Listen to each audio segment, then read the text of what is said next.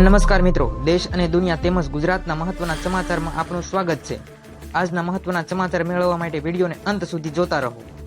સૌથી પહેલા આવા જ સમાચાર મેળવવા માટે આ ચેનલને સબસ્ક્રાઇબ કરવાનું ના ભૂલતા।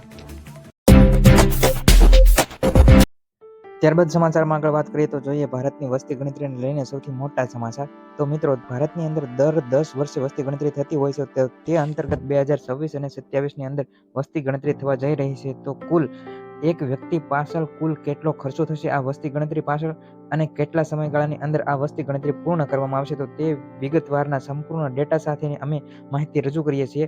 તો કેન્દ્રીય ગૃહમંત્રીએ 2027ની જે વસ્તી ગણતરીના પ્રથમ તબક્કા માટે જે તારીખો જાહેર કરી છે, આ તબક્કામાં ઘર યાદીની કામગીરીનો સમાવેશ કરવામાં આવશે, જે 1 એપ્રિલ 2026 થી 30 સપ્ટેમ્બર 2026ની વચ્ચે દરેક રાજ્ય અને કેન્દ્ર શાસિત પ્રદેશ દ્વારા નિર્ધારિત કરવામાં આવશે। તો મિત્રો, આ વસ્તી ગણતરી છે જે 30 દિવસની અંદર 30 દિવસના સમયગાળામાં પૂર્ણ કરવામાં આવશે। આ સૂચનામાં સ્વ ગણતરીનો વિકલ્પ પણ ઉમેરવામાં આવ્યો છે, જે ઘરે ઘરે જઈને વસ્તી ગણતરી શરૂ થાય તેના 15 દિવસ પહેલા ઉપલબ્ધ થશે। તો મિત્રો, આજે 2026 અને 27ની અંદર જે વસ્તી ગણતરી કરવામાં આવશે તે અંગે કેટલો ખર્ચ થશે એક વ્યક્તિ દીઠ અને કેવા પ્રકારની વસ્તી ગણતરી હશે, તો તે વિશેની સંપૂર્ણ વિગતવાર માહિતી જોઈએ તો મિત્રો, 2026 અને 27ની અંદર જે વસ્તી ગણતરી થવા જઈ રહી છે, તો તે વસ્તી ગણતરી અંદર પ્રતિ વ્યક્તિ દીઠ ₹82 નો ખર્ચ થશે અને જ્યારે 2011ની સરખામણીમાં 5 ગણો આ ખર્ચો વધારે થશે, કારણ કે આ વસ્તી ગણતરી સંપૂર્ણ ડિજિટલ સ્વરૂપે કરવામાં આવશે તેવું સરકારનું કહેવું છે। અનુમાન એવું લગાવવામાં આવે છે કે 2021માં પ્રતિ વ્યક્તિ દીઠ ₹64 નો ખર્ચ નક્કી કરાયો હતો, જ્યારે 2026-27ની વસ્તી ગણતરી અંદર ₹82 એક વ્યક્તિ દીઠ ₹82 નો ખર્ચ નિર્ધારિત કરવામાં આવ્યો છે। ભારતની અંદર 2026 અને 27ની વસ્તી ગણતરી સંપૂર્ણપણે ડિજિટલ સ્વરૂપે કરવામાં આવશે, જેમાં માથાદીઠ ખર્ચ ₹82 સુધી પહોંચશે અને જ્યારે 2011માં ખર્ચ માત્ર ને ₹18 હતો, જ્યારે મોકૂફ રાખેલી યાદી 2021ની વસ્તી ગણતરીનું બજેટ માથાદીઠ ₹64 થયું હતું। તો મિત્રો, 2011ની વસ્તી ગણતરીનો ખર્ચ વ્યક્તિ દીઠ માત્ર ₹18 અને જ્યારે 2026ની જે વસ્તી ગણતરી થશે તેનો ખર્ચ ₹82 વ્યક્તિ દીઠ કરવામાં આવશે। કેન્દ્ર સરકારે 2027ની વસ્તી ગણતરી માટે ₹11,718.24 કરોડના ખર્ચની મંજૂરી આપી દીધી છે।